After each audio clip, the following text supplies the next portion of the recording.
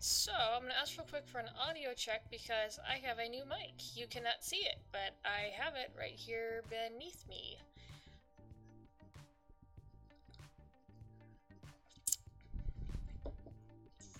Oh, that is an odd tasting apple cider. Ugh. Can you guys hear me okay? Does this mic sound alright?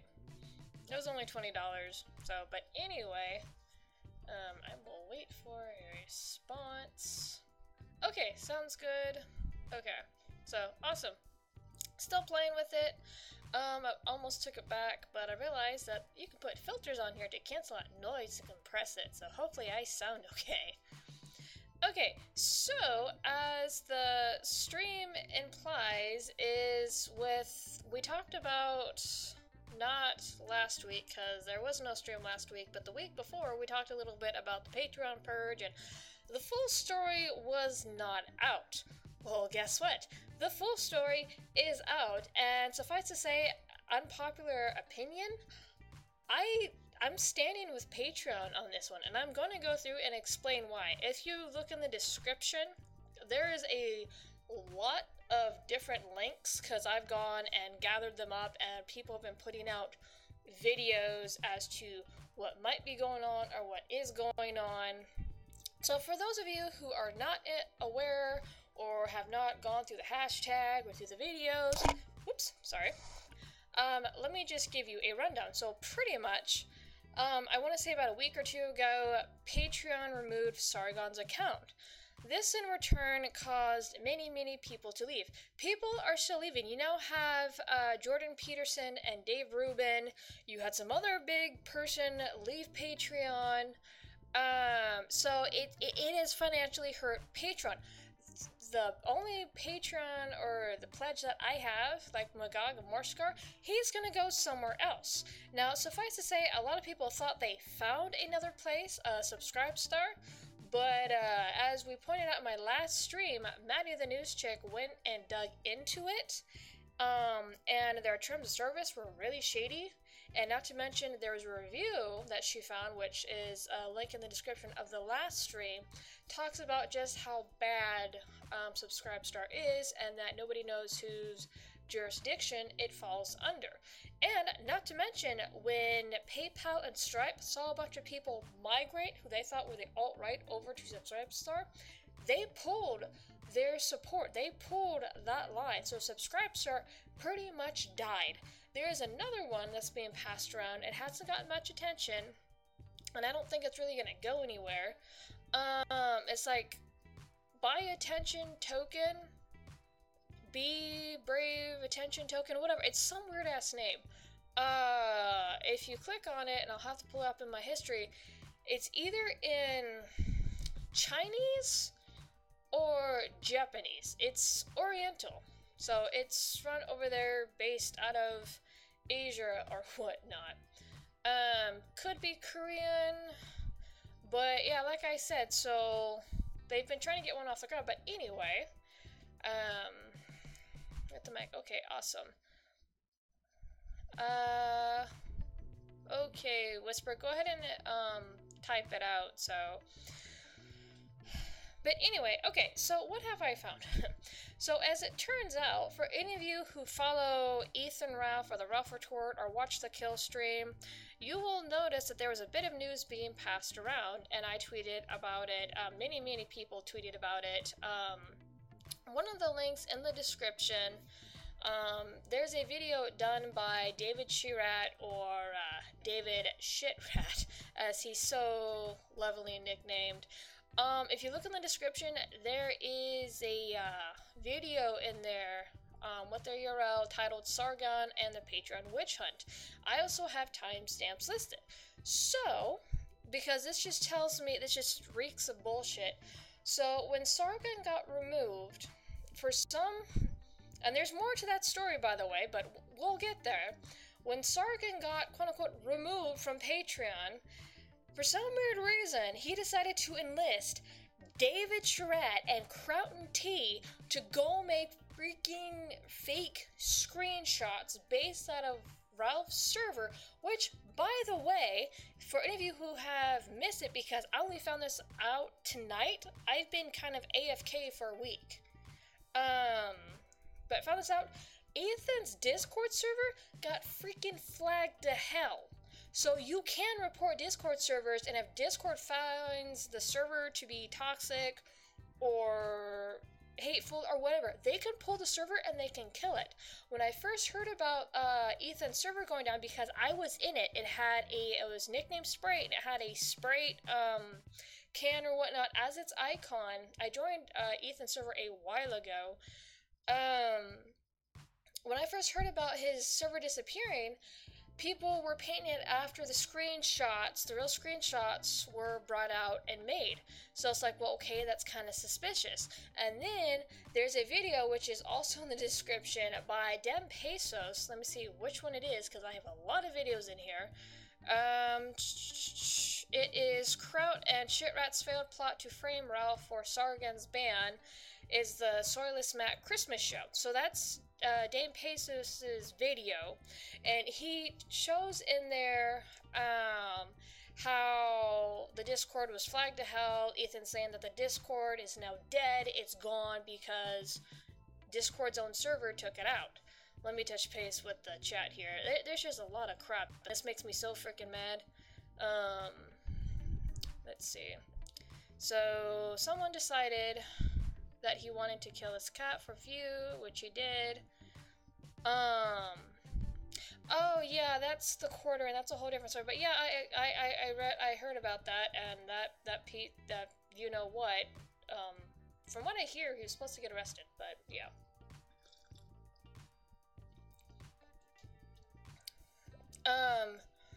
Who is winning? Ralph can never get a break. No, he can't. Ralph is a shit stirrer in his own right, but as I've said before on this channel, is he does a good show. I used to watch the Ralph Retort a lot, especially after his coverage of the Kavanaugh hearing. So, but I've backed off from a lot of crap. It is very rare when I click on a live stream and actually stay on that live stream for more than half an hour. I can't these days. It's just all shit. But anyway, like I said, for some odd reason, I don't know what the new beef is. I don't care. You had Sargon enlist David, which in his video, because he tries to paint Ralph and his crew as trolls, as people who wanted to deplatform Sargon, wanting to get Sargon thrown off of Patreon, blah, blah, blah, blah. There's a paste bin being thrown around. So in David's video, he goes on and talks about, oh, hey, Ralph is this, Ralph is that, this is stupid, Sargon is the victim, blah, blah, blah, blah, blah. Well, if you look in that video, timestamps 1204 and 1208, you will see the fake screenshot at 1204, and then you will see the real screenshot at 1208. Now, if you go to Dame Pace's videos, and I can show you guys if you watch, just like I said, there's a lot of freaking crap with Dame Pace's video, because after it was proven that David is an idiot and pretty much debunked the fake screenshot himself by putting both the real and the fake one in there in the same video, one after the other, you had Kraut and T, which is shown in Pace's video. You had Kraut and T then go and supposedly archive Ralph's Discord server and try to do another fake screenshot, but Kraut fucked up with the spelling of paste and instead of put pate. So you have two people enlisted by Sargon to fake screenshots to try to pin on Ralph for whatever freaking reason. Let me touch base with the chat here. Why would anyone get anyone near Kraut at this point? Because Kraut still has friends. They're still back and forth with the server. At this point, I don't care. But the fact that Kraut went out of his way to do this dumb shit again by Sargon's request, and they enlisted David. I don't have any experience with David, but I hear he's a shitbag and pretty much went very cringy after Lauren Southern told him no to a date. That's the only story I got. I don't know very much about the guy, but just from that video alone, he's like, you're an idiot. and repay. 2019 is going to be an interesting year for the internet. We saw a rise of independent media due to false flagging, and that is true. We have a lot of alternate sources come to light, but with that being said, they're not going to survive because of the way that people are doing it. And let me explain, because a lot of people, the crux of the argument when it comes to Sargon being removed by Patreon, which, if you guys actually do further digging, there's an interview between Jacqueline Hart and Matt Christensen. That video too is listed in the description. Let me see which one it is. Yeah, it's Matt Christensen's call to Patreon Purge 6 URL, and it goes to the conversation that Matt had with Jacqueline Hart. Now, in that discussion, it is revealed that when Patreon removes your page, you can put in an appeal. And that Patreon, and I do agree with this, is Patreon does not have a uniform rule across the board. It is a case-by-case, person-by-person. And the reason why I agree with this is because you not only have video creators, you have comic book artists, you have illustrators, you have so many people of different genres, you have musicians that use Patreon, you have too many people that use Patreon for there to be a uniform rule. You can't. There's too many different mediums being used. There's too many different types of artists, or as I say, creators. You can't do it. So that is something to Patreon, case by case, person by person. That I do agree with, and that I understand. If I want to be honest, I would run the exact same system too. There are basic rules, and then when you get into more extravagant, more detailed situations, then you judge it case by case. I have no issues with that. Let me touch base here. Orbity says hello. Hello. Pew News is the best news source. I have a feeling the banhammer is going to be fierce this year. Oh yeah, no, YouTube is cracking down. As I said, the way that people have gone about doing stuff, it's not right. And I've talked about on my channel boundaries. Boundaries. And I got into a debate with a few people about Sargon's band or whatnot. People have to adapt or die. You can't just screech and holler. Excuse me. Do you want a second?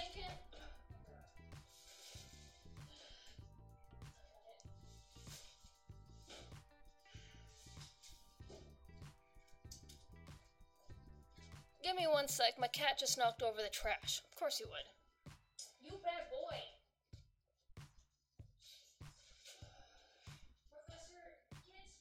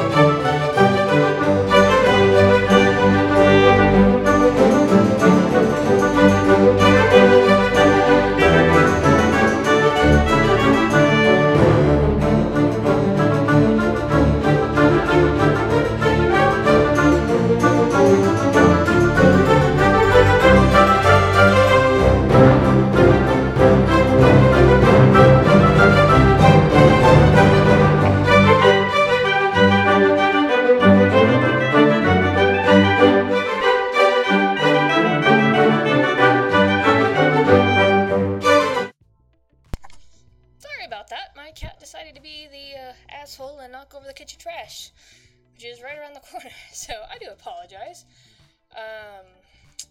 Anyway, yes, my cats are buttholes, and he's climbing on my furniture. Anyway, back to what I was saying. Yes, the banhammer is going to come down hard this year, simply because people have had it with the garbage going on. Professor! Naughty little boy. Anyway, and as I said, the way that people have been responding to people getting removed, people getting deplatformed, has not been correct. Gone are the days to where we can screech at YouTube on Twitter and screech at Jack on Twitter or anyone else and pressure them to give people their account back. It used to work. But last year, that all ended. We can't do that anymore. And what Sargon has gone and done is just, it's going to have the worst ripple effect, because not only did he do a cry bully move and was not honest, he tried to pin it on someone else, and now he has other people, bigger people, leaving. So yes, there's going to be a banhammer. There's going to be a point of time to where people clean house, and a lot of people are not going to be allowed in a lot of spaces anymore. Let me see if my co-host is AFK tonight, which is fine. Yeah, my cat likes to get into the trash. But with Sargon, because as I said with Patreon, in that conversation between Jacqueline Hart and Matt Christensen, there is a chance to appeal. There is. And you discuss with Patreon what you can do different. And I know a lot of people are like, well, the context, he was using the alt-right's behavior against them, blah, blah, blah, blah. He was using their behavior, what they perceive to be how people of color act. And it's just like, that's all well and good, but how he responded was total shit. The context does not matter. Even Patreon goes, it's not the context of what you said or who you said it to, it's how you said it.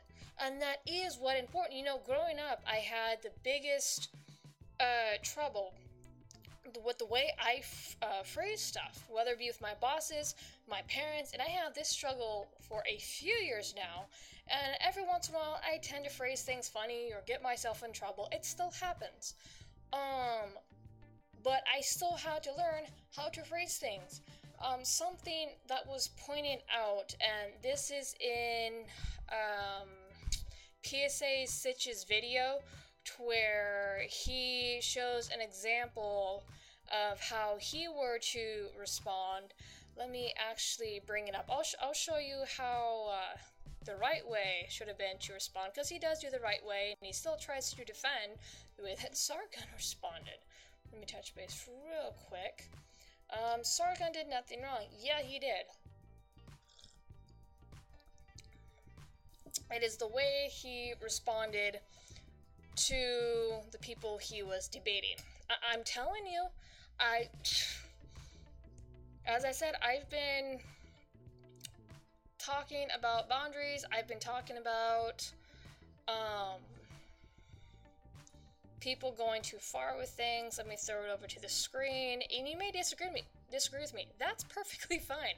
You don't have to agree with me. Let me see, what is a timestamp I'm looking for? 2:59.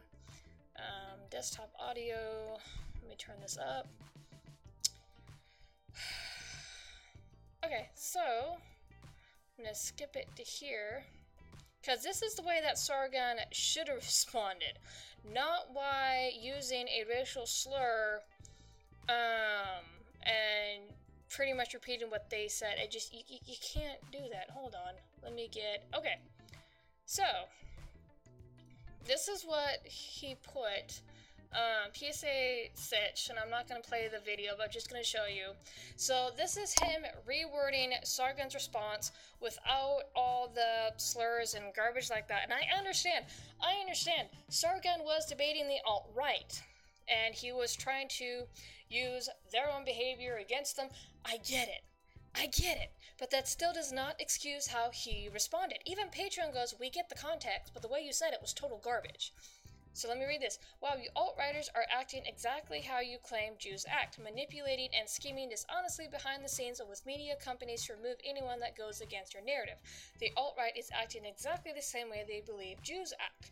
So with Sargon, he was throwing the context and using the N-word and pretty much calling the alt-right the N-word, which they believe people of color to be and how they act and behave.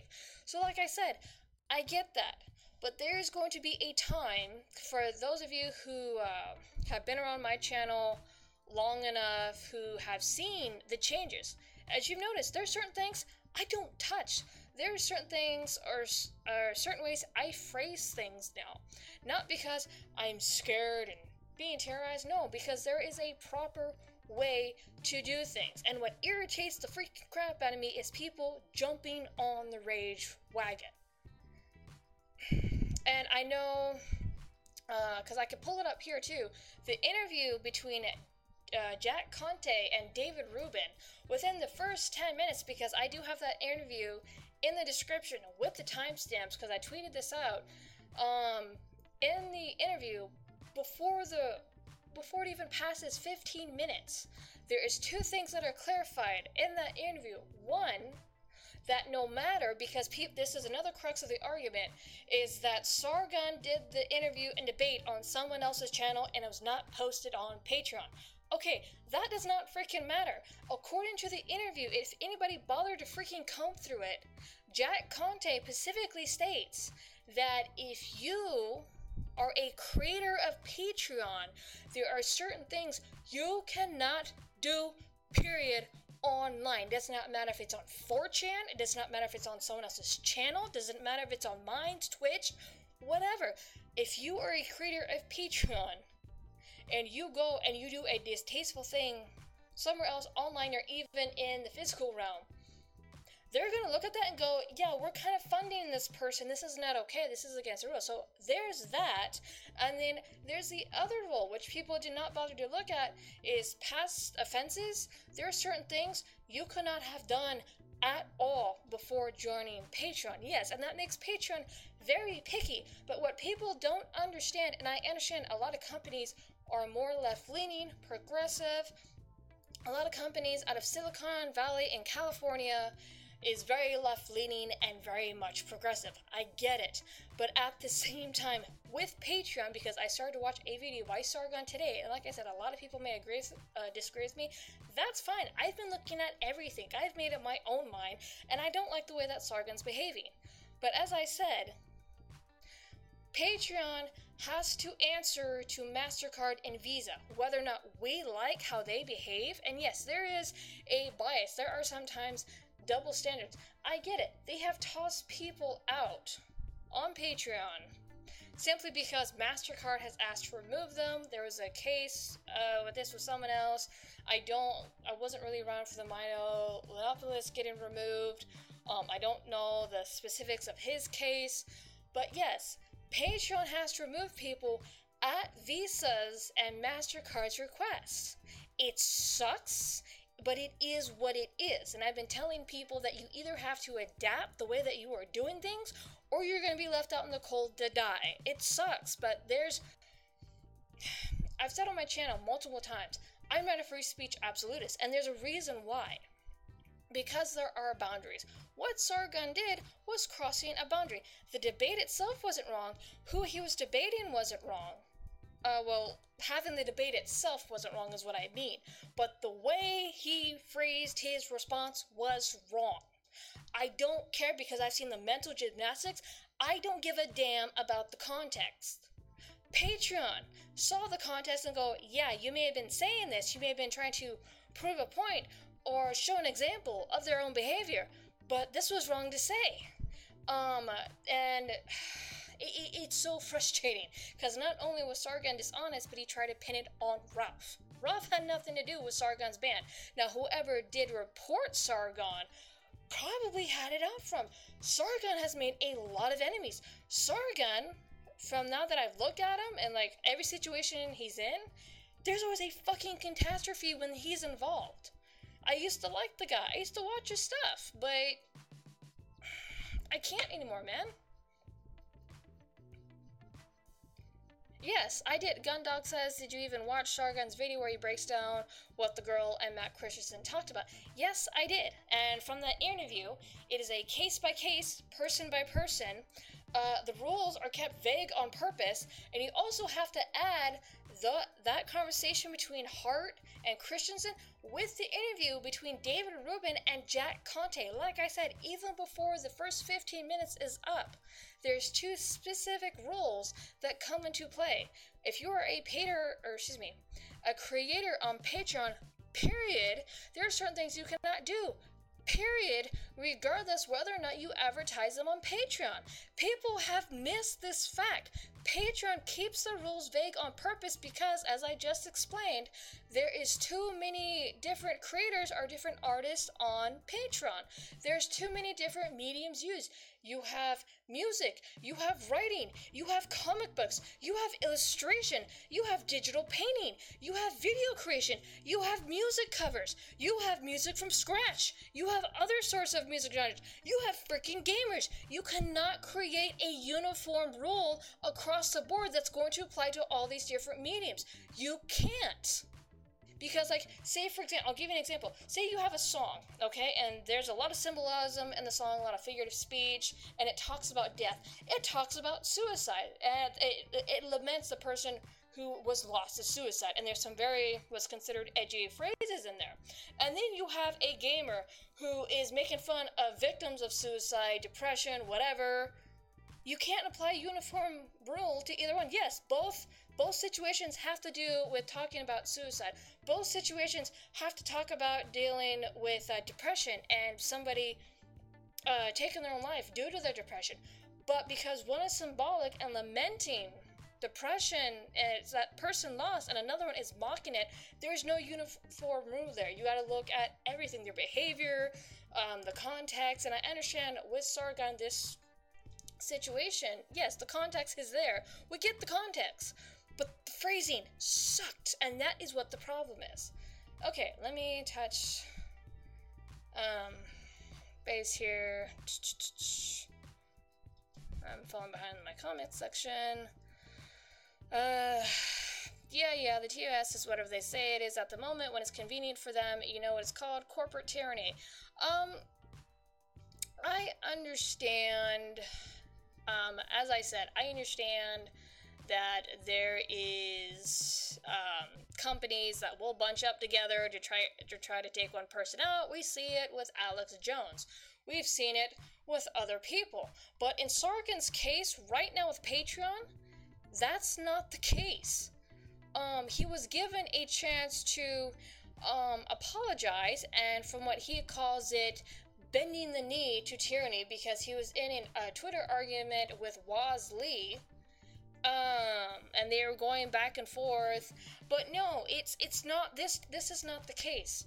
Right now, I understand there's a collaborative effort to get many of the right-wing media, conservative media deplatformed. Yes, there is very much an effort, and there's actually another video by Short Fat Otaku. It's in there, and it talks about the title is MasterCard is the Final Boss. It is a good watch. It is, and he goes in the depth more about Jacqueline Hart and things like that. So I recommend you give all the links in the description a good and thorough look, because like I said, I gathered videos from both sides, I gathered Twitter statuses. So go have a look after the stream or even during the stream. If there's something you guys want to bring up or look up, yeah, I'm more than happy to do that. But just from everything I have seen, Sargon pulled a cry bully, tried to get someone else framed, enlisted 2 people to help him with his bullshit, and is now getting Patreon wrongfully punished and defunded. That is where I stand. I have looked at fucking everything. Let's see, yeah, it is the case. I don't think he should bend the knee. That's my opinion. But here's the thing, because principles. What principles does Sargon have? He showed for candid, What was the other freaking garbage? What he just tried to do with Ralph. There's other instances of, but I can't remember them off the top of my head, but just the one situation he did with Ralph. Oh no, that's what it was. It was trying to get Jim, Mr. Medicare, deplatformed off of Twitter. When Jim and Sargon were having beef, Sargon decided to go and out Mr. Medicare's new Twitter, and say, hey, this person has gone around your Twitter ban several times. This is their new account. This is the same person from before, blah, blah, blah, blah. So Sargon has no room to talk about principles when he's gone out of his way to try to deplatform people who he disagrees with or who mock and make fun of him. At this point, to me, Sargon is nothing but a fucking clown. A hypocritical clown. He just, like I said, every time that he's in the middle of something, it is a freaking catastrophe. There's a situation with UKIP, if you guys even remember what that was about, where he joined the UKIP party. It is the Conservative Party of the UK. Count Dankula also joined that, with Paul Joseph Watson actually wanting to do something. So that turned out to be an utter embarrassment because of how he treated that. I have nothing personal against Sargon, but I've been watching one incident after the other, and it's just like, man has no principles. Man will fight just as dirty as the other people coming after him, and he'll enlist people to help him. So honestly, with Sargon, I don't want to hear principles. The man doesn't have any. He only uses them as convenience. So that argument to me just doesn't mean anything.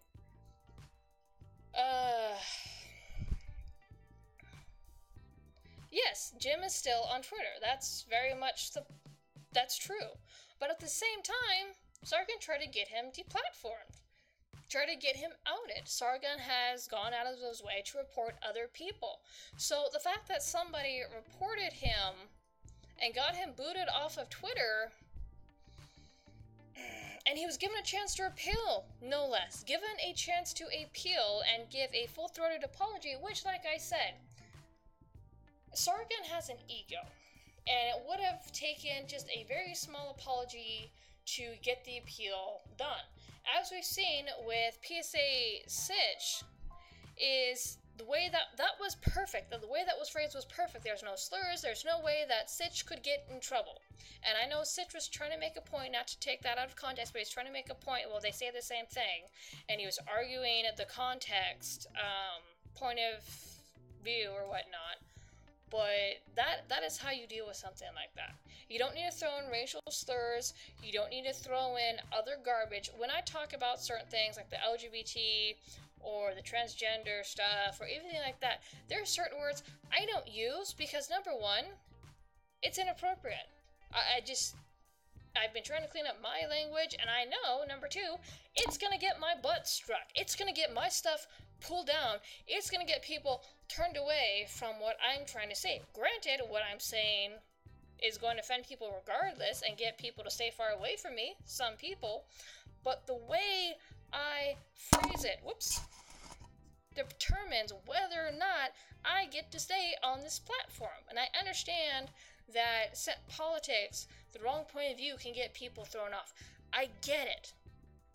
And that has happened. But at the same time, Patreon, I think, has been watching Sargon for a while now. Many people have. You have 8chan chronicling his stuff. You had some 4chaners doing it. You had other people keeping a close eye on Sargon. So it's not just this one incident, or rather one debate, because from what I understand the pace ban, it was a load of stuff that they gathered, and whether or not it was a vendetta or they just had enough, I don't know. I don't think we're going to find out here anytime soon who reported Sargon. It could have been multiple people given the same pace ban to Patreon. We don't know. Sargon has pissed off a lot of people. Now, as I said in my last stream and on Twitter, I'm not for people getting demonetized in general. But in this case, after looking at everything and Sargon being a shitbag, which seems to be the norm lately, I stand with Patreon on this. I really freaking do. It's just the fact that he didn't choose to appeal. He could have phrased that response so much better, and that people are doing the biggest of mental gymnastics trying to defend it. I get the context. Alt-right is bad. I have even said on my own channel, I am never going to entertain the alt-right. I don't care to. I think they're morons. My family is mixed whether by blood or marriage, so I don't give a damn about entertaining any of their points of view. I could go shove off. But at the same time, I know better not to say certain things. I know better not to phrase things a certain way. It's just what you do. It's what we have to do now. So I understand people are all about free speech and, well, I should be able to say whatever I want, exactly how I want to say it. No, that's not realistic in the real world, and that's not realistic online anymore. You can't. And it sucks.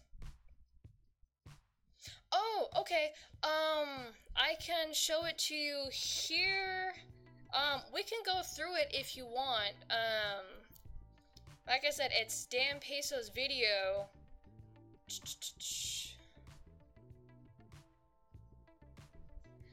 But Gundog, okay, and I've said this before, is if you want to correct someone on someone's behavior, and I'm not saying I'm a perfect example, no, I'm not claiming that, but if you want to correct someone on their behavior and talk about how bad it is, but then you go around and you repeat the same behavior as to act like a quote-unquote mirror, you're a hypocrite.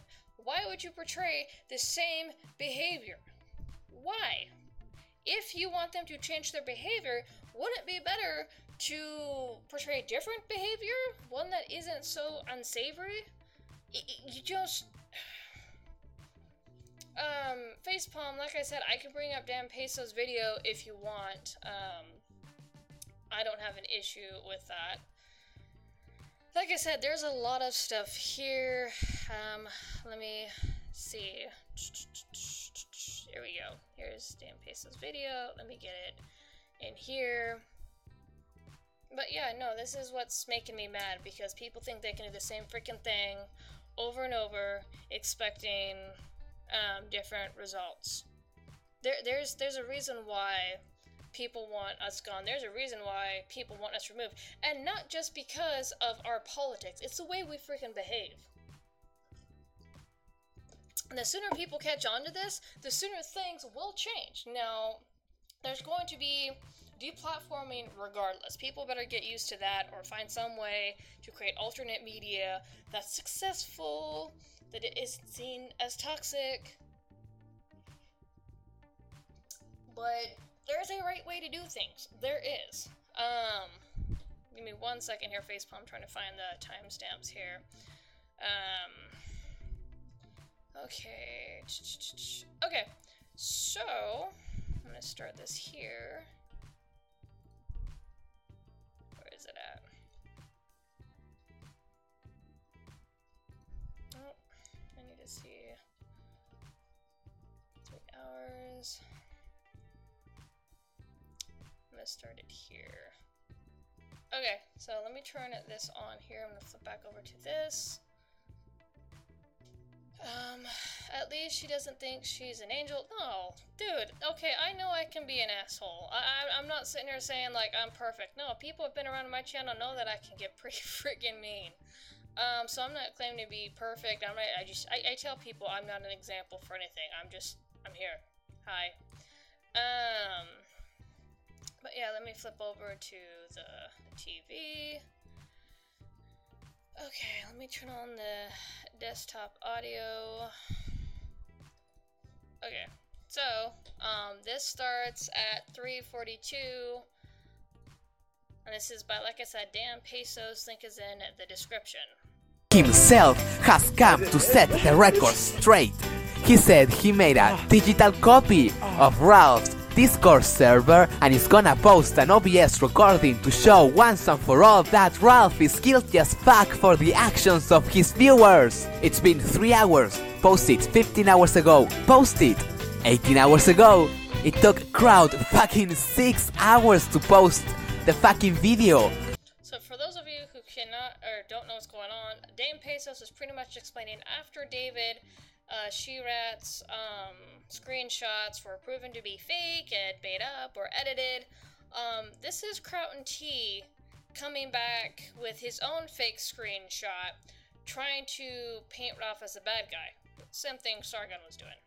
Only an old writer would think that's fucking suspicious. But he did finally post the video of his digital copy of Ralph's Discord server, proving once and for all that he was right all along. And Ralph's fans got Sargon banned, and Ralph is guilty as fuck. But Kraut's lack of a high school education fucking betrayed him again. The fucking video has a typo. It doesn't say paste bin like.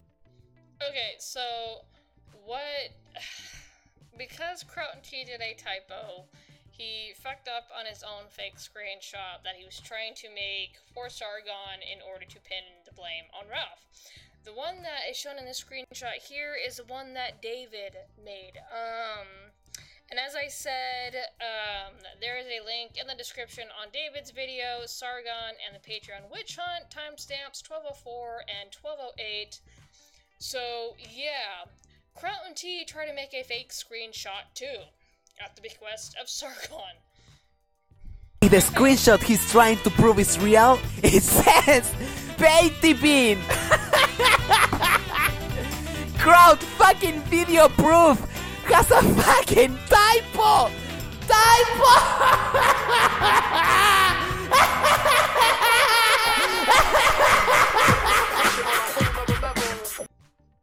Okay, so any questions? Because like these people are so fucking sad. This is why I'm saying Patreon was in the right for freaking booting this asshole. It's because if he was truly innocent and victim, why would he need to go pin this shit on Ralph? Two people, two fake screenshots. Why? If he was innocent, if this was truly a deplatformed where Patreon did nothing to try to reach out with an olive branch, try to help Sargon rectify the situation, if that was the case, if Patreon did just like remove them, why would Sargon need to pin this crap on Ralph? Can somebody please answer me that? I'm not trying to be arrogant, and I know people are leaving. I don't care. Help, my ears are bleeding. You're mean. Oh, it's damn pesos. But still, he has a point. Can you guys see what I'm talking about now?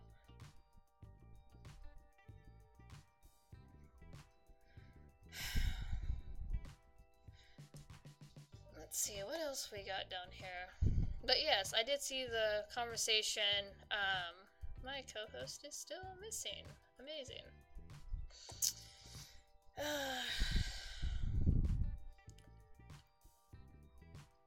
Oh, okay.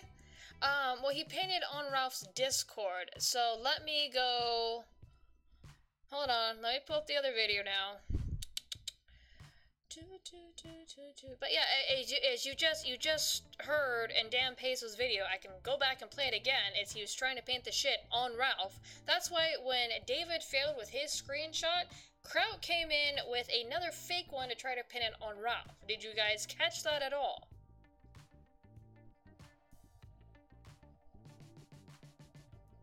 Well, it's okay.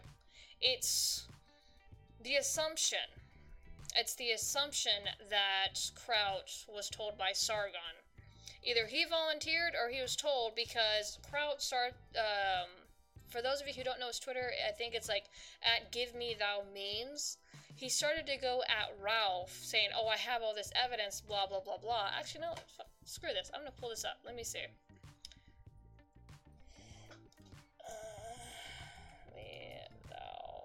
There we go. So he starts taking swipes at Ralph too, calling him the bad guy, saying that he got Sargon thrown off of Patreon. Hold on, I'm gonna pull up a Twitter advanced search. So no, I do not have actual screenshots of Sargon telling Kraut to do this. But the fact that Kraut comes in with a fake screenshot of his own and is taking swipes at Ralph, Kraut and Sargon still talk from what I understand. Why would Kraut come in with fake screenshots trying to pin it on Ralph, just like with what David and Sargon are doing? if he's not involved, if him and Sargon didn't talk about it. Can someone please answer me that? I'm not being argument. If you have an argument for me, freaking jump into my Discord, man. Link is in the description. I want to hear it.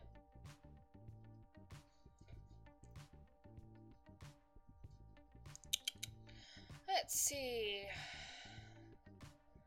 Where is it? Where is this guy's freaking screenshot?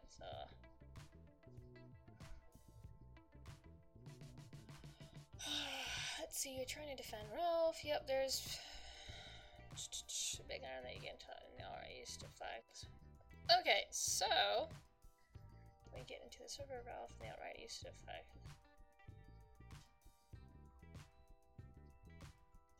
Okay, so this is just one Twitter status, and let me flip over to the freaking screen here.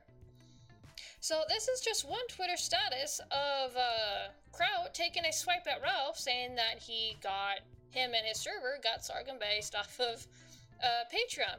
A big irony is that the way you get into the server Ralph and the alt-right used to flag not Sargon. So here he is, blaming Ralph. Here's Kraut blaming Ralph, just like David and Sargon are doing. Is by paying Ralph on Patreon. He basically gets paid on Patreon to flag other people's Patreon accounts and channels. So in here is the screenshot. This is something a little bit different, but where's Sargon trying to recruit Stokes into his gay op server? So yeah. But yeah, this is him trying to paint Ralph as the bad guy. What?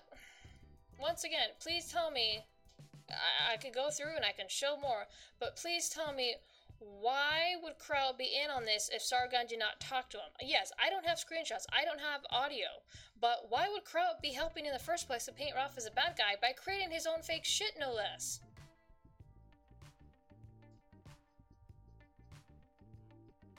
I do think it was at the behest of Sargon.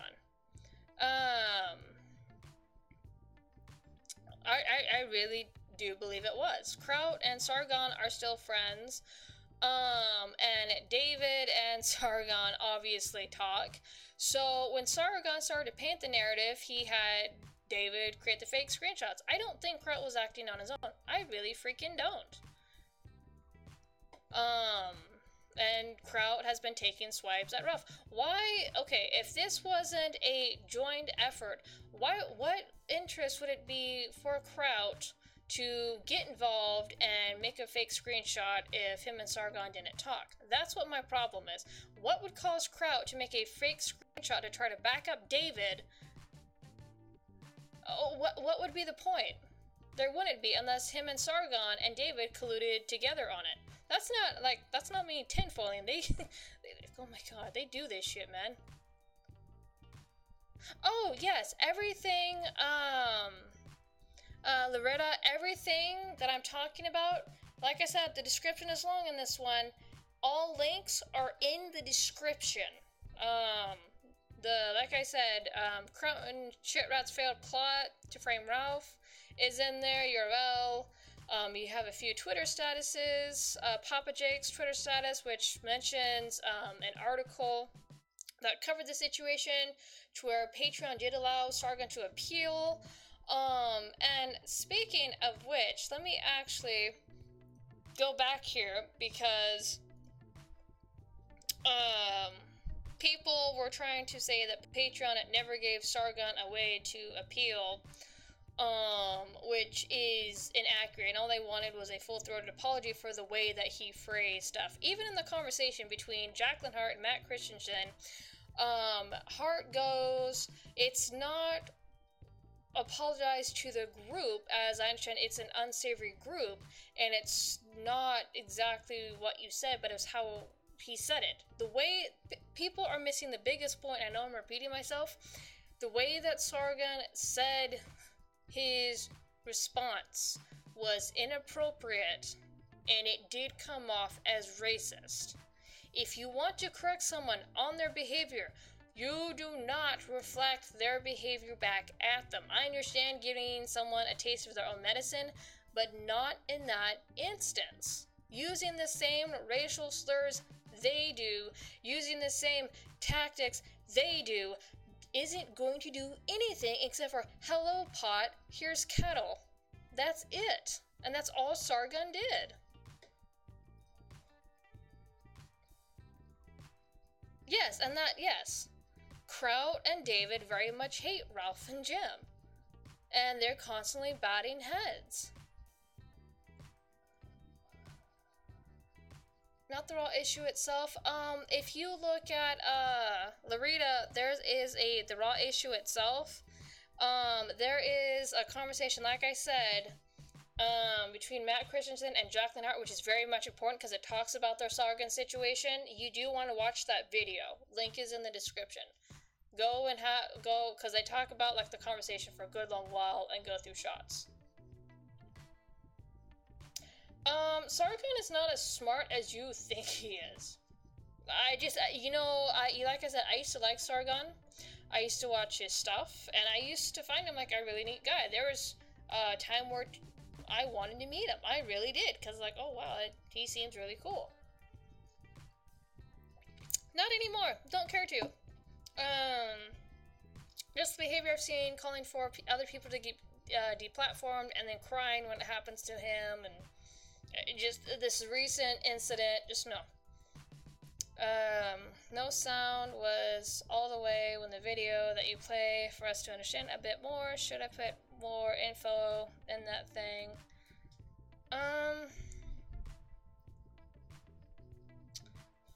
The video played for other people, so I'm not sure if you're having audio problems there, Echo.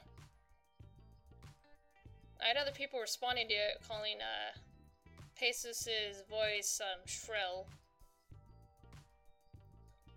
But yeah, if you guys want to get on and discuss your points of view, I'm more than happy to hear it. Just like I said, I've been away for a week or so, but each time I come back to this particular situation, because it's all over Twitter right now, there's more info that comes out, and I've been looking at everything.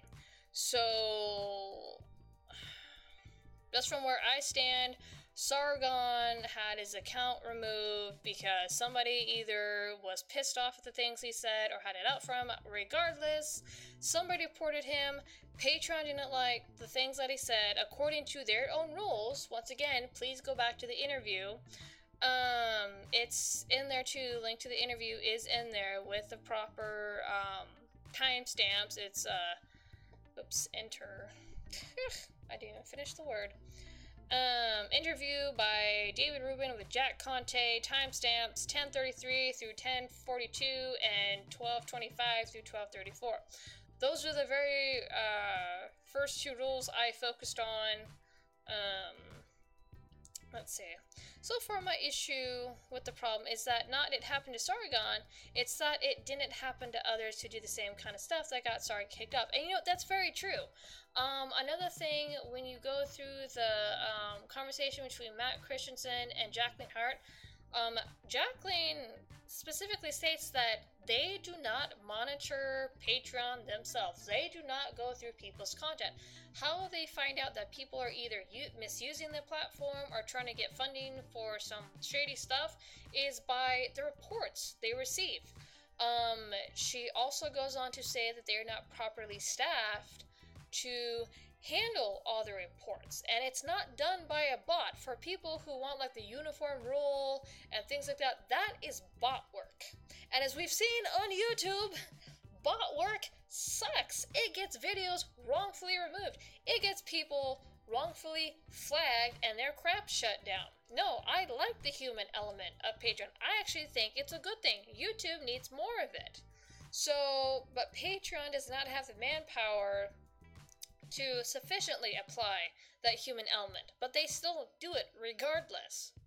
So that is something else that you will learn in that discussion between Matt Christensen and Jacqueline Hart. There's a human element, but they do not have enough people to thoroughly go through the site and check every single page. They depend on reports, and there's a lot of small pages that are either too small, or excuse me, not in the public eye, or for whatever reason, that are not reported. So,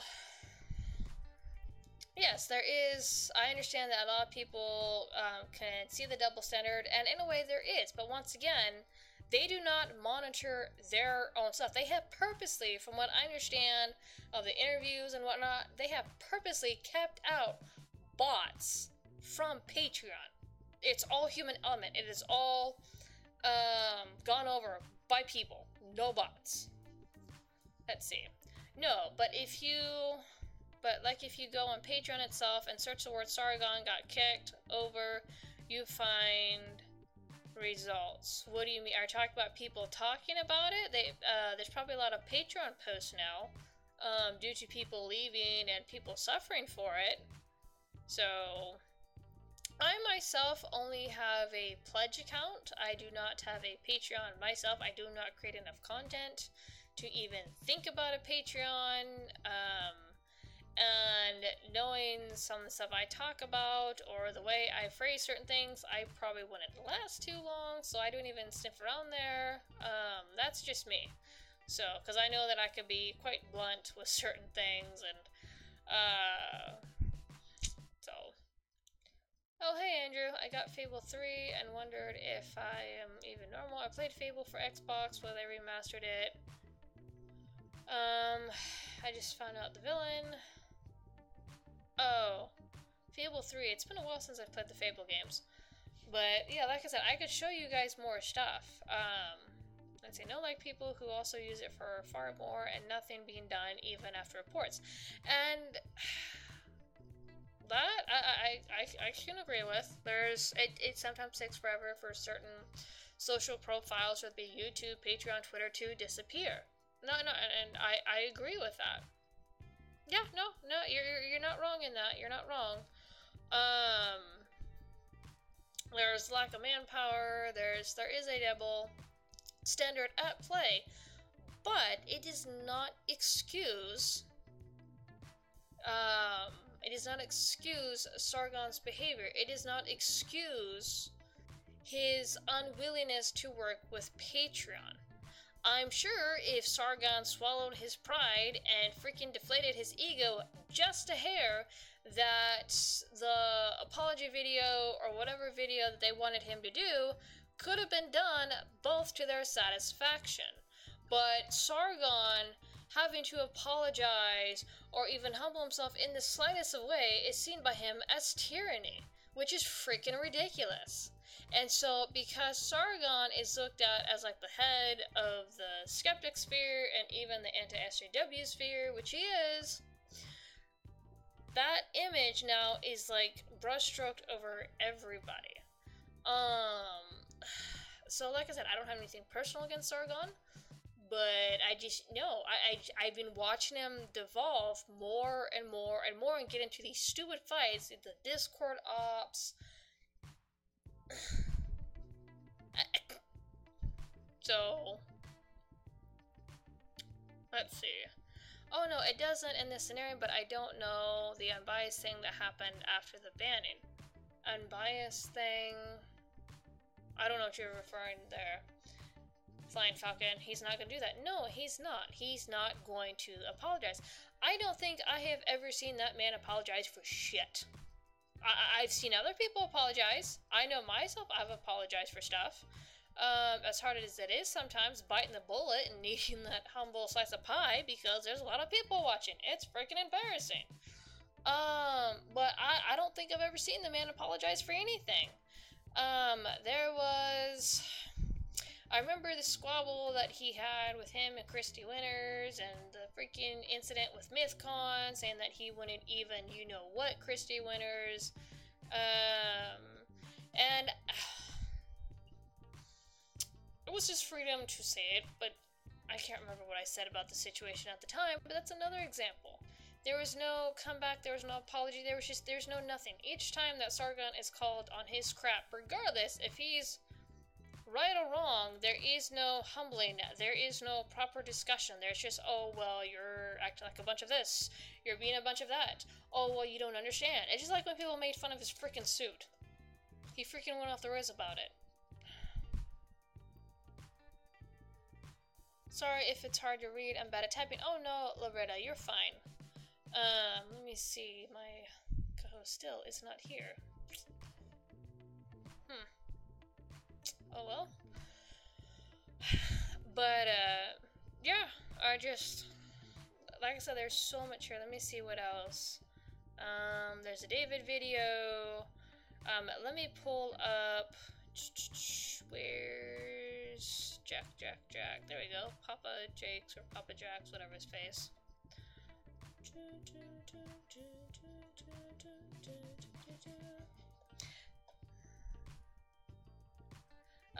That would not even thing was with a British MP on Twitter. I thought that was aimed at Christy Winters, if I remember correctly.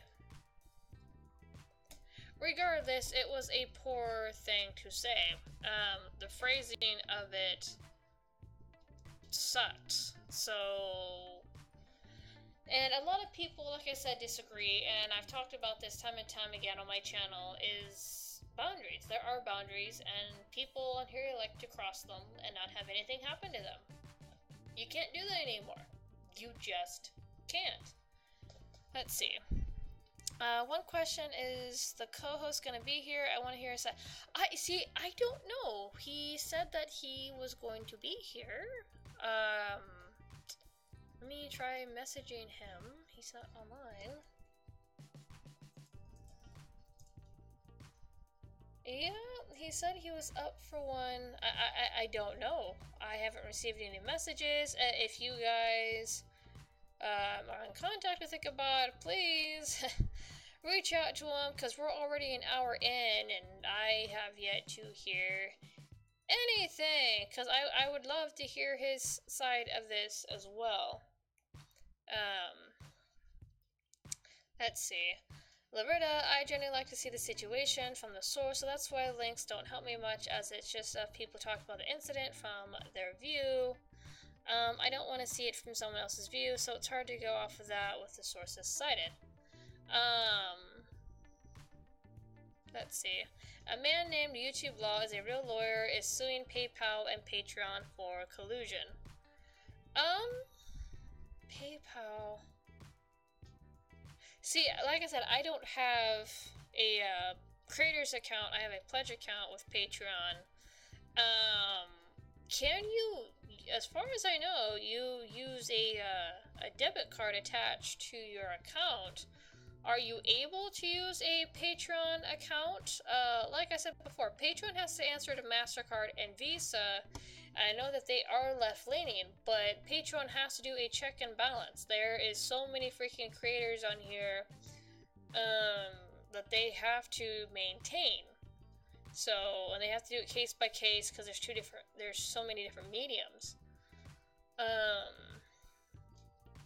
But yeah, Loretta, no, I get you. Like I said, the Matt Christian's call to Patreon, because Matt Christian apparently complained about his Patreons leaving, so Patreon reached out to him and they had a full-on discussion. That is something, that's not from another person's point of view, that is a discussion about the Sargon incident as to why it happened, so that's something you do need to go see. Let's see, the only reason Christmas was good was my nephews and siblings. I have hatred, because I can't get the kid something, but my nephew got me something. Oh, it happens. You're not always able to go Christmas shopping there, Andrew. I mean, does anybody have any questions? Anything they want to go through? Like I said, there's a lot in the description. I didn't pull up everything because we would be here forever, and I was hoping to have my co-host here. No, you're fine. Like I said, there is a lot of stuff has come out, Loretta, and that's what makes me mad, is everybody has jumped on the rage train, partly because either their Patreons have left, they have people that have left, or they're just jumping on the bandwagon without looking at everything. So yes, there's a lot of stuff, and I don't blame you. Some people are not representing it accurately, others are trying to report stuff as it comes out. So, like I said, there's some stuff I saw simply tonight. I saw stuff tonight, because of what's been coming out. So no, you're fine. Okay. This is kind of disappointing. He's never AFK'd on me before. Okay, you know what, since my co-host is not in here, does anybody want to jump in?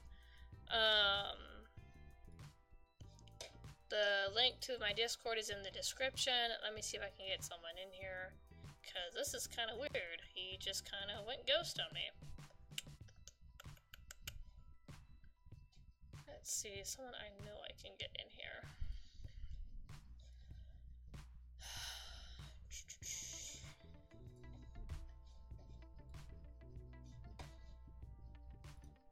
Yeah, sorry about that, guys. I didn't know my co-host was going to be AFK.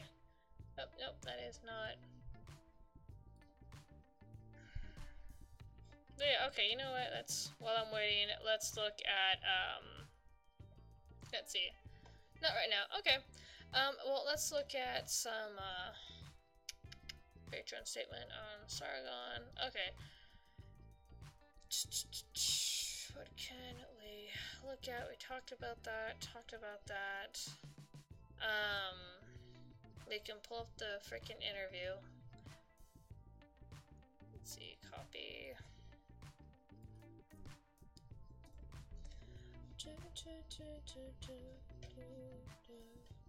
I need the timestamp. So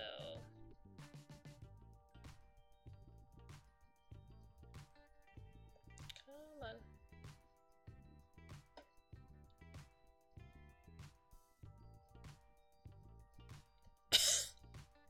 Hold on, I'm pulling up a video because I want you guys to hear this too. I'm not making this crap up. 10:33 through 10:42. Okay, turn this off. Flip over.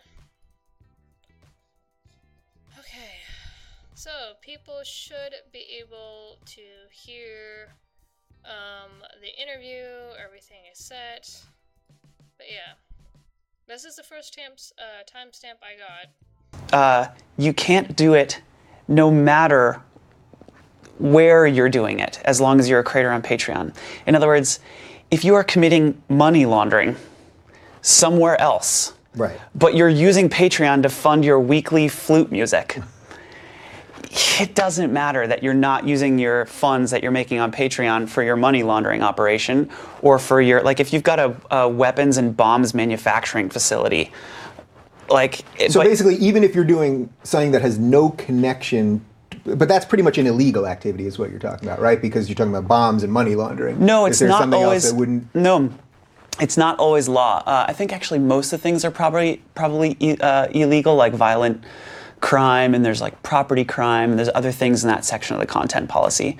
But no, there is a strict separation between like law and content policy. Those are also like different discussions. Okay. Okay, so like I said, that is the first timestamp. That is what I'm talking about when Jack Conte specifically states, if you're creating Patreon, doesn't matter if it's connected or not to what you are doing specifically on Patreon. If you're doing it anywhere and you have a creator's account with Patreon and it's against our terms of service, out you go. I mean, I don't know why this is a hard concept to get. It's just like, and stay with me here, it's just like when you get hired on to an employer, and a lot of employers have that guideline, is like you are not to embarrass the company, you are not to make the company look bad. Same freaking thing.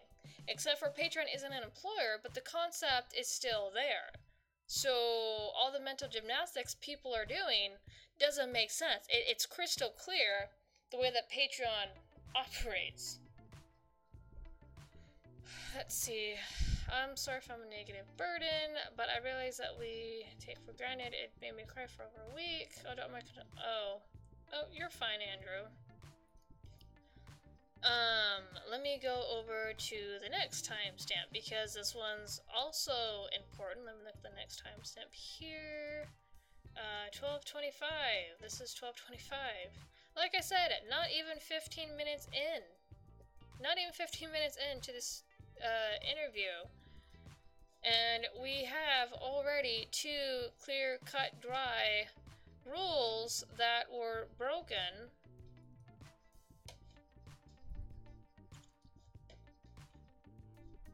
Flip back over to the TV.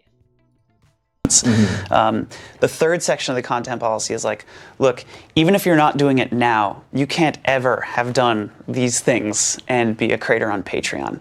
And that's things like terrorism and like, cybercrime, etc. Yeah. So I don't want to whittle down too much with the migrant versus immigrant versus refugee thing because A, as you're saying, this is a separate issue. You guys have your policies that are not legal So that's another thing too, is they're very much, and I understand a lot of people may look at it in a negative light, but they are very much trying to keep their reputation intact, again, in order for people to get paid on Patreon, because as it's also stated in that conversation between Jacqueline Hart and Matt Christensen, Patreon does not directly pay the creators. They help process payments, or they help set that middle ground for payment processors. And because the payment processors are the ones that are processing the donations, getting the donations, giving the donations back, you guys get the point. Patreon has to answer to Visa and MasterCard. They have certain rules that they have to check and balance. And in order for their website to stay alive and maintain many different creators that are still left, right, center, rainbow, red, black, whatever, they have to go by these rules. And the behavior that has followed after Sargon refusing to work with Patreon in any sort of way, it's not only going to cause a ripple effect on Patreon, that's going to come back and bite us square in the ass. We've already seen that with Subscribestar. Subscribestar is freaking dead. Not only was it shitty to begin with, but because of the people that decided to migrate to Subscribestar, it's dead. It's unusable. You can't do anything with it. For those of you who watch this now and who are watching this after it's processed, I really hope that you get what I'm saying. Things have to change. We are seeing, as Facepalm Migraine said, is there is going to be a severe crackdown. And from what I understand, Article 13 has passed. There is going to be a crackdown, and there is a way to survive on these platforms. The way that people lash out, scream at either the platforms, the corp, whatever, it's not going to work. Like I said, gone are the days where we were able to pressure Twitter and YouTube to get people's YouTube channels back. YouTube and Twitter, and a lot of them, are freaking done. They are not the only ones at fault. It is a way that we freaking respond. And that's just a fact of life. It really is. Oh crap, my GIF stopped working again. Let me get this.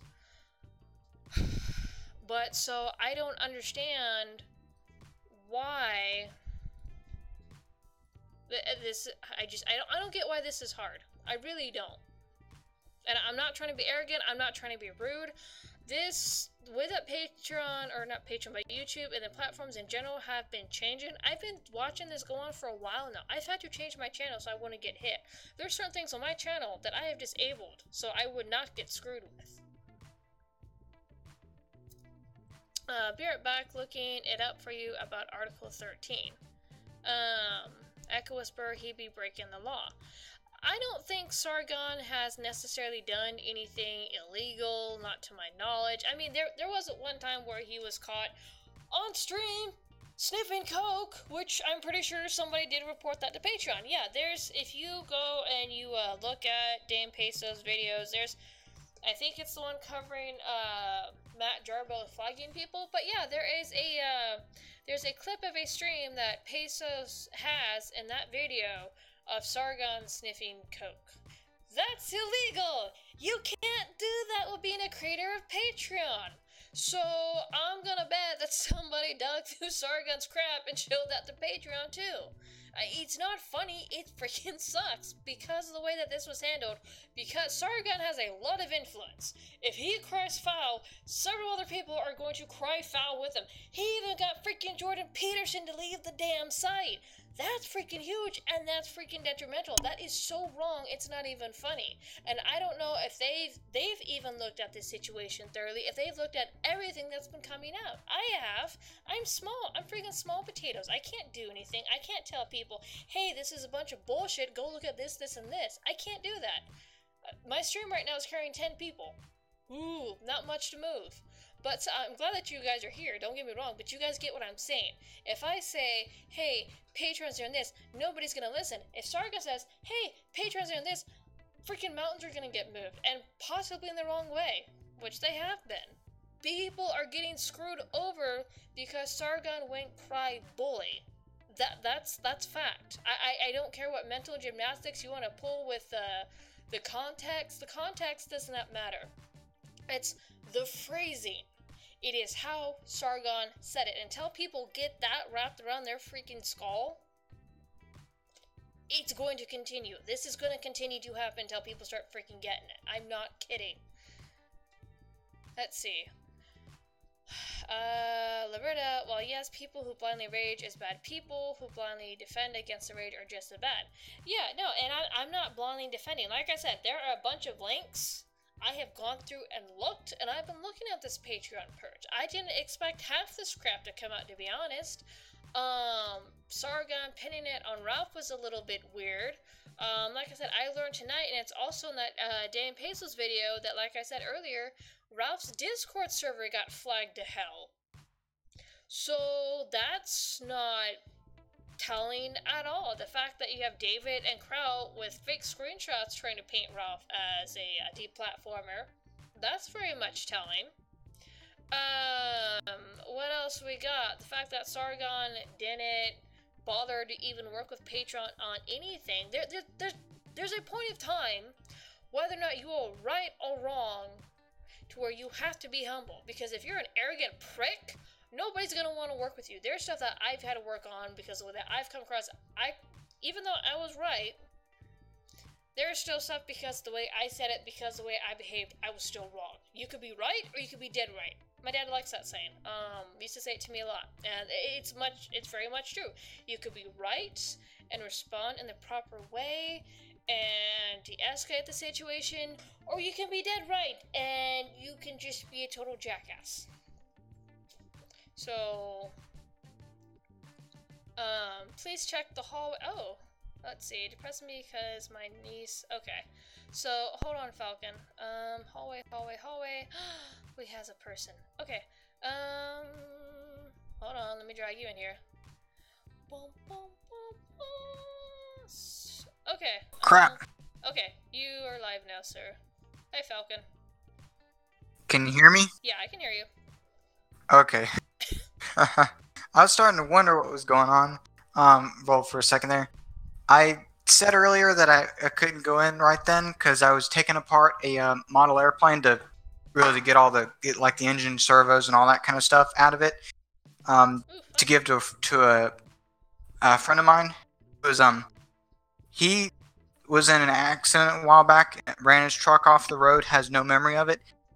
Barely uses his hands right now. So I know he loves model airplanes, so I figured it would be a incentive to keep working.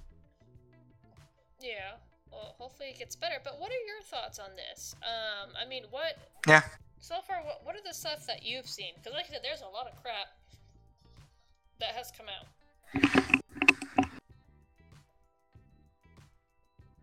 Honestly, I think the internet is getting out of its teenage years and is really growing up right now. And I think Sargon, well, I think is a spoiled brat, honestly. I agree. From what I understand, his days started Gamergate. That's way before I started to really pal around on YouTube, I believe. But yeah, no, Sargon has very much a swelled head. Yes, and he's gonna learn to either eat some humble pie or go the way of the dodo. Yeah, and I don't want to. What it sucks is a lot of the skeptic community has fallen, devolved. It's become a trash fire. The anti-SJW community has become a trash fire because you have them knocking heads with the skeptics. And it's just nobody wants to freaking take a step back and go, hey, you know what? We all need to chill the fuck out. Like we have a freaking YouTube fight in 17 days, over 2 weeks. There is talk going back and forth how either one of them are not going to show. This is what it's freaking devolved into. This is our legacy. Yay! This is why people want nothing to freaking do with us. Because instead of dealing with an issues and taking time, yes, people are going to be offended regardless. People are going to call for deplatforming regardless. But we're at the point to where we have our own, don't even want to be around each other. That's not normal. I'm not saying being buddy-buddy with everybody, but the crap going on, we're eating each other. The SJWs, the feminists, don't have to do a fucking thing anymore. You present someone with a fake screenshot or whatever, stupid shit, and it's over. Well, you can pretty much say that the skeptosphere, anti-SJW community, whatever you want to call it, it really had its heyday 2 years ago. It's really past its heyday, just like Gamergate has gone the way of the dodo, because it had its 15 minutes in the spotlight, and now it's gone for the most part. But it has become less about actual thought, think your way through the problem, and just immediately become tribal. And yes, humans do have that tendency to be tribal, but still, sometimes you have to fight that tendency. Just like, it's how I got my first job, kind of. I've said that before, but cave diving. I have been in places where, the first time I ever hung myself up decently was in a small little side passage with my my canister for my light sitting on my back. It hung itself pretty good on a rock.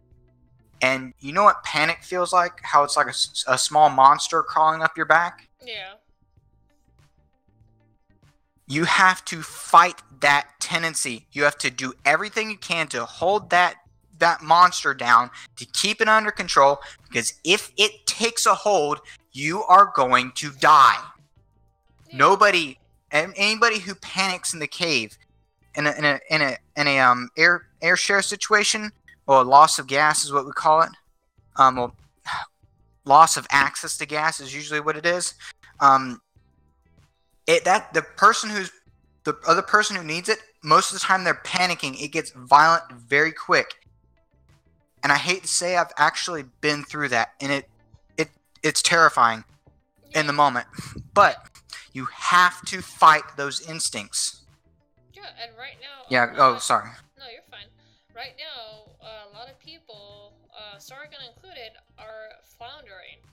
The atmosphere has changed. A lot of people are sick and tired of the SJW owning a lot of the left-wing pawnage. A lot of people are sick of it.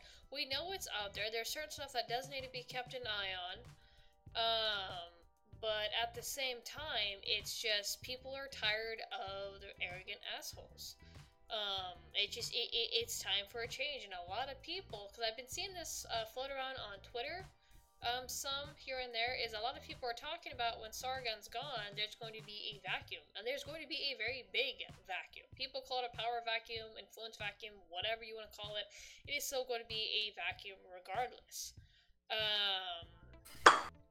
And I can't see Sargon doing this for much longer, simply because the way that he's gone and just the stupid shit he pulls.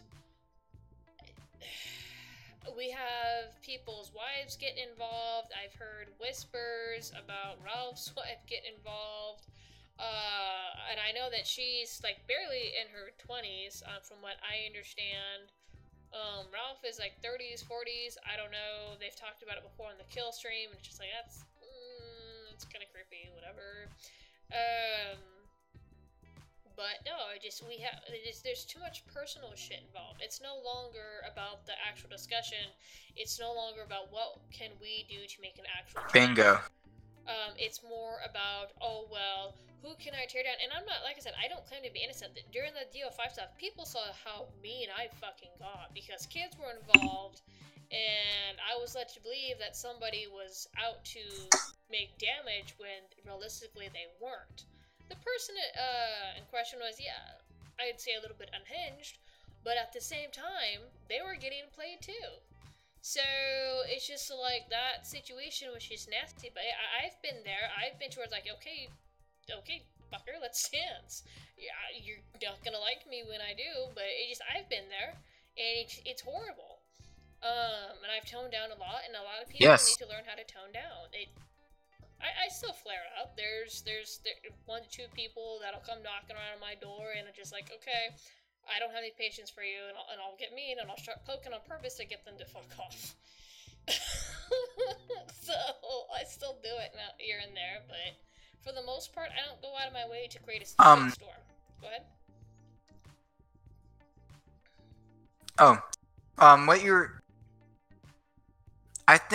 I think also, along with the power vacuum thing, I think we're seeing a part of cycle.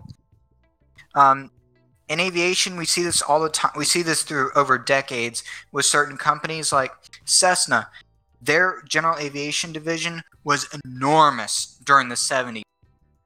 In fact, the Cessna 172 is the single most mass-produced airplane ever. Over 50,000, actually I think it's about 53,000 of those things are built. They're everywhere. However, last year, they sold 3. The amount of airplanes they build, they're getting to the point where they can't even justify having any hangar space for it. And they have like 1 on the line maybe at a time. They're really thinking about just closing it down completely. And then you look at other companies like Cirrus, they're at the high point of their cycle right now. They'll go down, another will replace it. But right when they start to go downhill, you notice that their quality goes up, their designs get better, they mature a lot. Mm-hmm. I think we're getting to another part of that cycle. Maybe. I've seen with YouTube is just when a lot of people, when they notice that they're starting to die or get irrelevant, they will flounder, they will put on like the biggest clown show. And I've talked about it. There's a video I talked about it. I think it's called We're Falling Apart. And I even did a stream on it to where I know my channel is dead. This channel is dead. There is no denying that.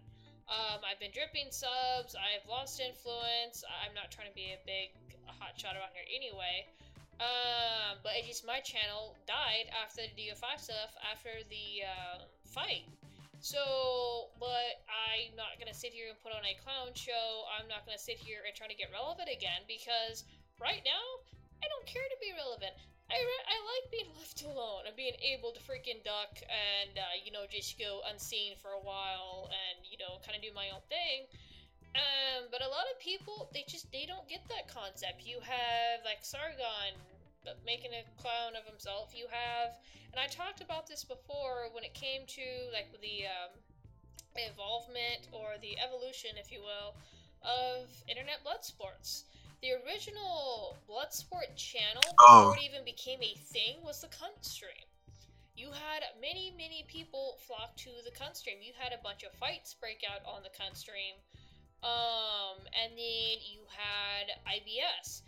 IBS became really popular and actually was doing some good, but then they had their rise, their fall. You had people doing stuff behind the scenes that was shady, whatever. Andy got involved, and there was the Kumite kept getting thrown around on different channels because channels were getting struck and hit and things like that. And then you have right now Ethan Ralph. I don't know if you could consider him IBS, but he started to host a bunch of fights and things on his channel. And Ethan is now gone. He's on Stream Me. which people were trying to get him deplatformed from there. It was first DLive, then StreamMe. DLive said, oh heck no, we don't want you over here, get out of here. But so he's now gone. Internet blood sports now is thought to be cringy and just autistic at best. But that's its rise and fall and the evolution of IBS. So like for me, and just I've talked about this, I like a lot of people, but there's a lot of people I can't watch anymore because it's stupid shit after the next. Let me catch up here with the chat. Let's see. I do think that the community. I understand. Yeah. Let's see. Ghost. Oh, I said I completely understand. Also, go ahead.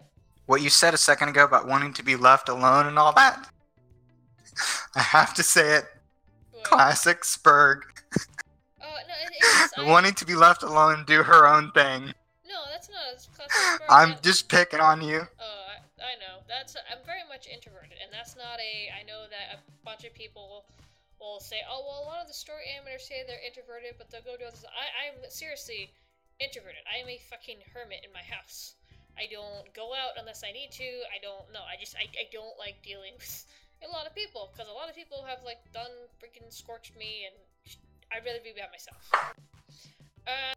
Outside of my husband. Okay. Yeah, we'll go to the chat. But yeah, anyway, I just let's see, facepalm migraine. There's just really nothing new to say concerning the Anti-SJW movement. It's all the same stuff. We know the SJWs are wrong. There's nothing more to bring to the table. And that is true.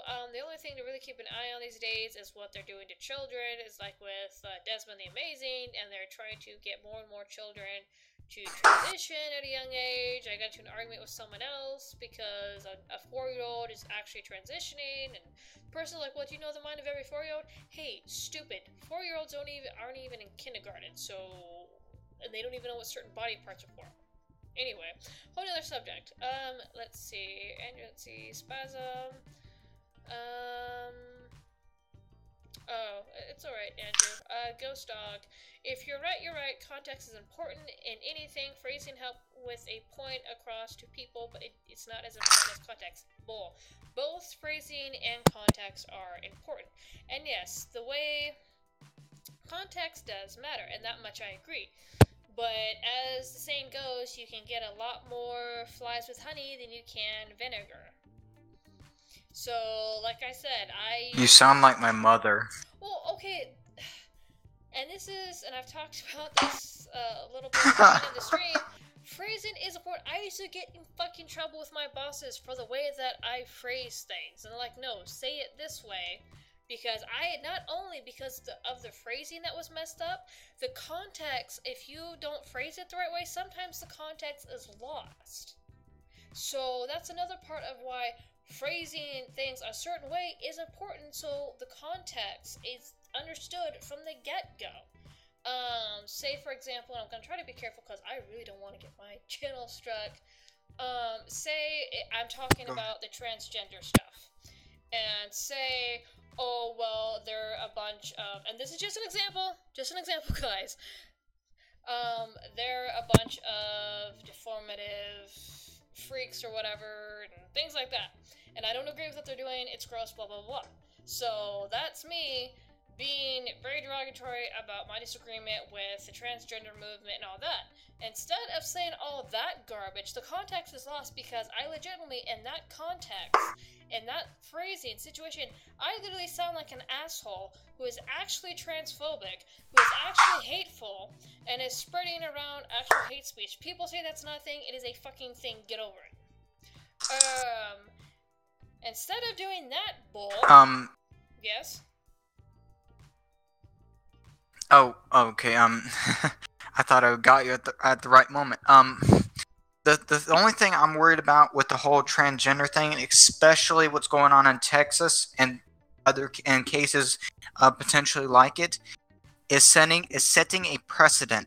Oh yeah, the same. In 1930, a lot of people don't know this, but in 1933, the Democratic Party controlled all three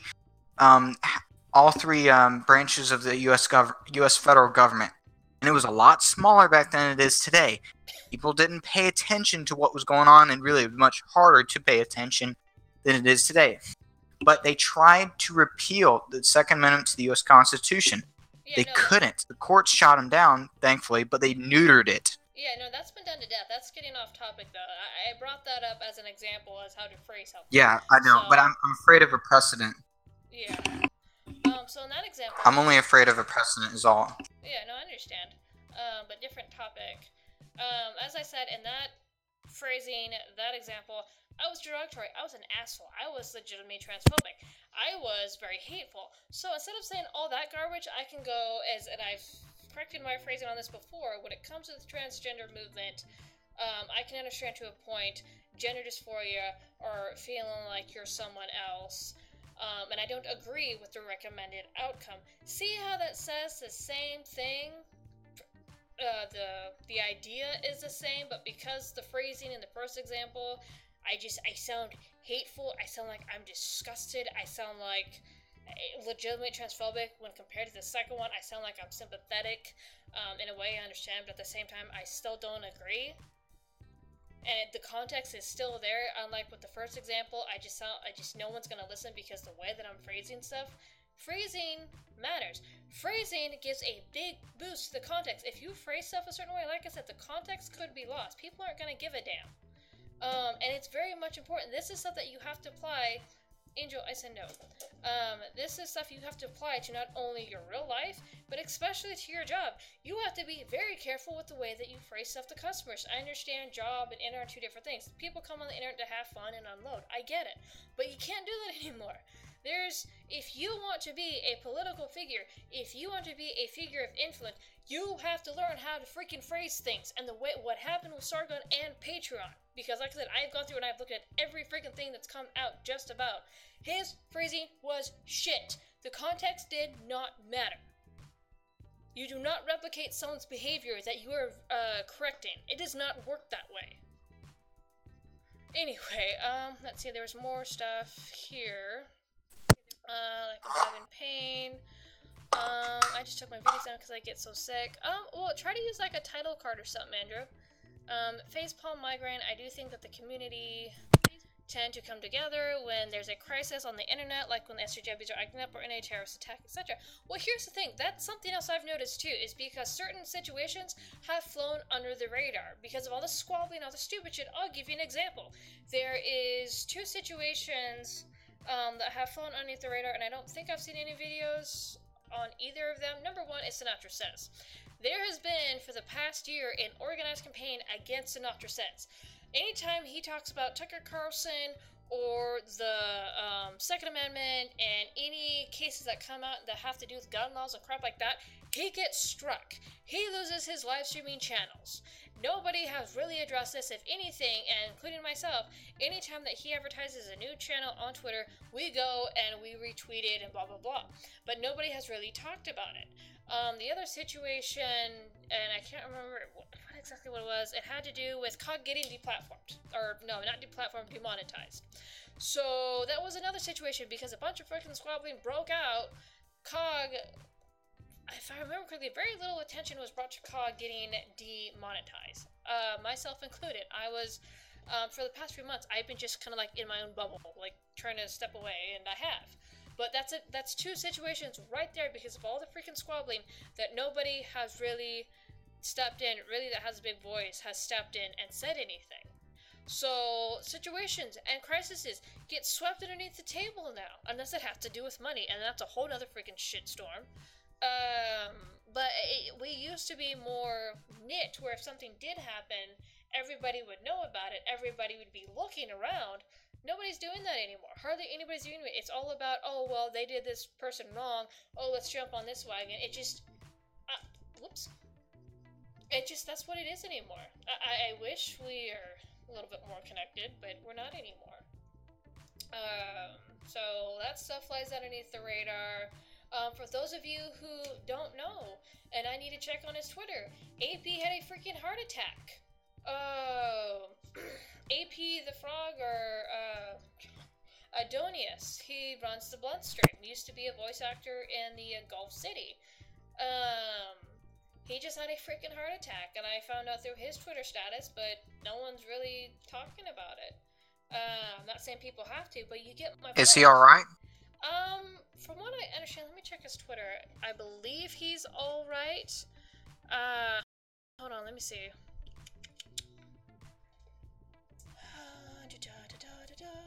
Oh, nope. There you are.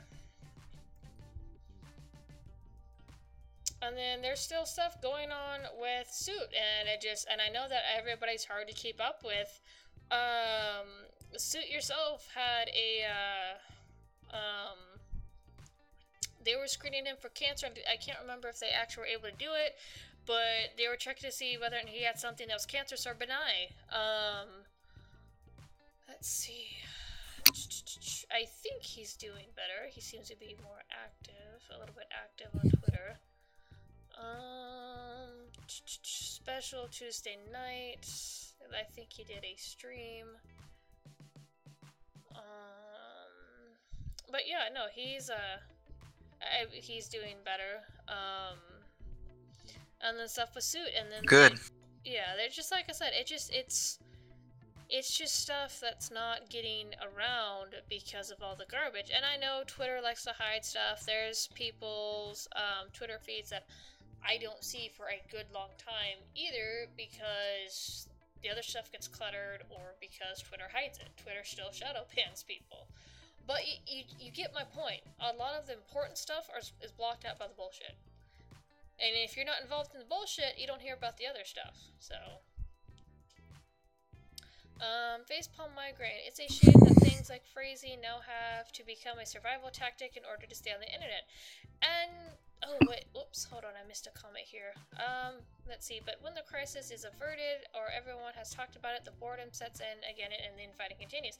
And that is true, facepalm. Yes, there's a lot of infighting now, there's a lot of dumb infighting, and we're going to see the result of that in the next 17 days! Aren't y'all excited? I swear to God, that's going to be the biggest burnout, and I'm calling it now.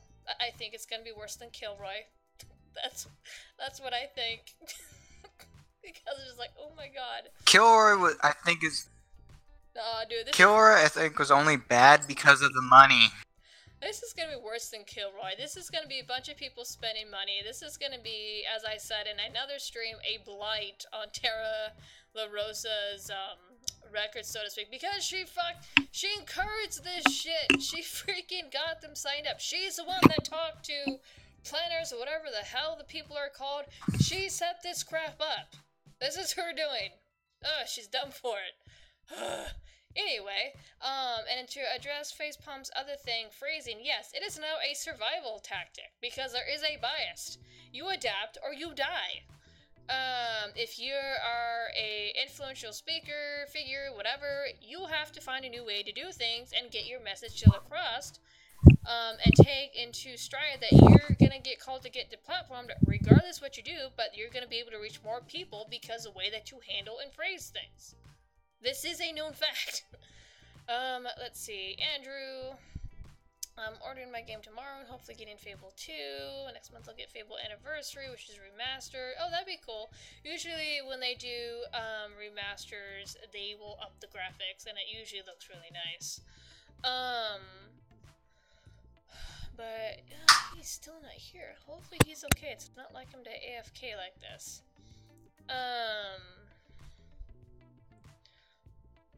But Ichabod still has not shown up. If anybody can get a hold of Ichabod, I only have him on Twitter and Discord. He has not responded to me, like, at all. This is really weird. But anyway, yeah, it is a survival tactic. The way, the images that we use, whether it be copyright, whatever, because YouTube has had a copyright crackdown. Like I said, I've talked about this multiple times on my channel. I do not use copyrighted music. I use music out of the audio library, and any graphics you see here, they're done by me. Yes, I will take other people's video and slice them and respond to them. That's still covered by fair use. But anything else on my channel, graphic, images, whatever, those are done by me. Music is YouTube, and they can't strike their own music. Now, I will say that you do have artists, and I do not know if it's the artists themselves or the studios that the music is by, but I have had 2 videos nearly copyrighted struck because of music from the audio library. I've been able to appeal them to go, hey, this is from the audio library, this is what this is called, this is not yours, go away, and I've had the strikes removed, or the copyright claim removed. Twice. This has happened to me twice. But, yeah, it's still a better option to use more than actual copyright music that can get an entire video freaking muted. I hope that the thing with Suit turns out okay. He's a good guy. Yeah, he is, and that's, actually, I haven't checked up on him in quite a while either. Like I said, there's just so many people now. What is his new Twitter? There you go. But he is another one that fell to the wayside. Like, when he got his channel, like, KO'd, I can't remember what crap was going on when that happened, but when he got his channel completely nerfed, his main one, there were some videos about it here and there, but nobody stepped in to try to help him get his channel back. So he fell to the wayside. It really sucks because he had a good following, he had a lot of good videos. I believe a lot of his older videos you can find on his BitChute. He does use BitChute, but yeah, that's just another example. So, and then you've had stupid shit break out. You've had people become ambulance chasers. I mean, it's one thing after the next. So, but let me see if I can check up on him.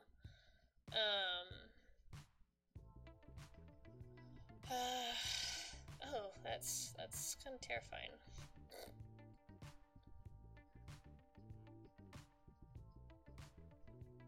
But yeah, I'll have to touch base with him a little bit later. You still there, Falcon? Uh-oh. Falcon? I think you AFK'd on me. Oh, no, you still there? I'm here. I walked away from my phone for just a minute, and right when you said, "Hey, Falcon, are you there?" I said, "I'm here," and I was still muted. I had to throw something in the dryer. No, that's fine. So what are, like, your final thoughts? Like I said, I recommend everyone, there's a lot of links in the description, those who are watching this now, and after it's processed, go watch everything in the description. But, like, what are your final thoughts on this, on what's been going on? Because I know I've been a broken record tonight, but I'm so sick of this shit. I can see what Patreon's talking about. I can see why people are like, yeah, we don't want anything to do with you. Fuck off.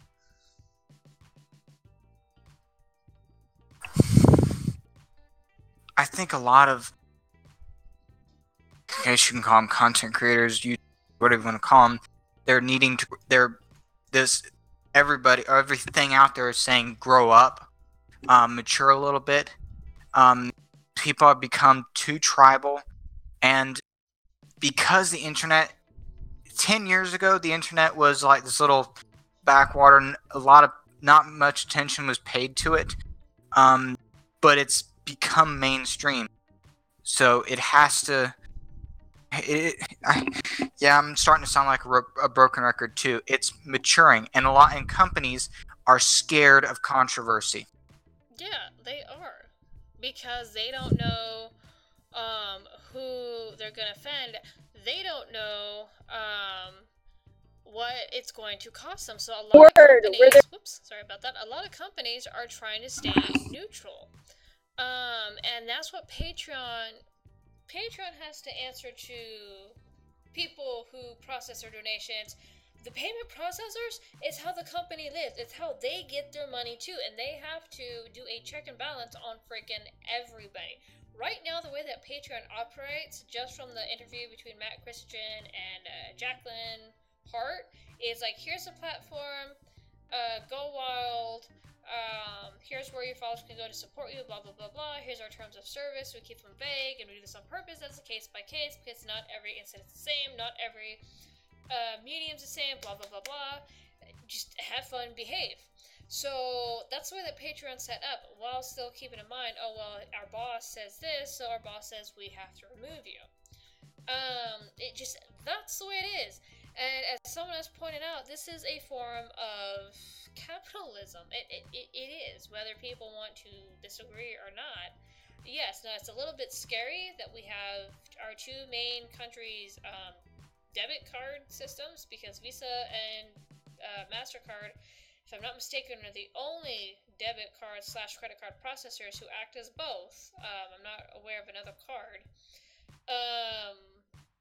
But yeah, for them to dictate, oh well, we don't like what this was said, blah blah blah. So I get it. That is scary. That is legit scary. And there's a video that I recommend you guys go watch.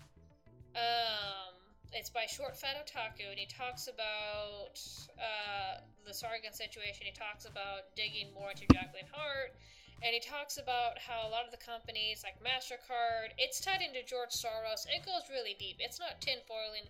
He backs up all of his crap with evidence and things like that, but it talks about how MasterCard is trying to get something called like social identity or finance identity, and how they're trying to get everything away from cash because you can control digital identity. I believe that's what it's called. Trying to get everything away from cash because you can't hurt people who have cash. They have their own money, it's in their pocket, it's there, they can tell you to go screw yourself. With digital money, though, you can hurt people. You can disconnect them from a lot of stuff, you can prevent them from doing a lot of things. So, as we've seen, the companies are colluding and getting people deplatformed. In this case with Sargon, though, because a lot of us will turn on our own bias and go, oh, well, another person got deplatformed, it's the freaking left again. But in this case, because I did take the time to look, this is not the case with Sargon. Sargon either pissed somebody off, and Patreon actually took a thorough look and went, oh shit, we're funding this guy. You need to apologize for what you said. Here's another bench we're willing to work with you, yada yada. Sargon told him no and killed his own account. What are you gonna do? And then he went and did crime bully and was a shitbag. That's not a victim. That is somebody not only willing to hurt someone else, but not willing to work with anybody because his own ego. You can't do anything with a person like that. You just can't. I admit, I have somewhat of an ego, but I know when to back down for the most part. I know when to go, oh shit, yeah, I was kind of an asshole. I'm sorry, I should have phrased it this way. You started a robot there. Huh? Oh, I am? You started a robot there. Guys in the chat, please. Was that just me? See you, Ghost Dog. We'll find out in a minute.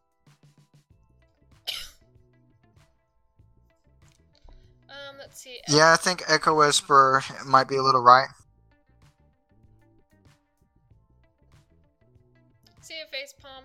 We're actually gonna wrap it up here, Echo. I usually try to keep these around 2 hours. The past couple ones have went way overboard that, but they were dealing with other topics. But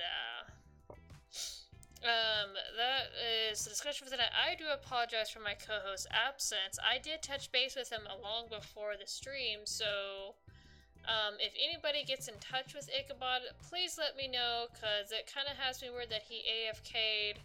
I'm going to get a hold of someone else who has close contact with him and see if they heard anything. But yeah, just like I said, go through the links, decide for yourselves. I made up my own mind. I understand yet, yes, there is an effort to try to disable the alternative media, to try to paint everybody with the same brush. I get it, yes, this is out there. But at the same time, this is not the case with Sargon. Sargon kind of made his own bed, now he has to sleep in it. So, sorry, Echo. I don't try to keep these too long. Maybe if you want, suggest a topic for next time or something. I don't know. But, with that ado, I think I'm going to flip it over to the Untitled card, and we're going to cut it off there. So you guys have a nice night, and I will see you in the next one.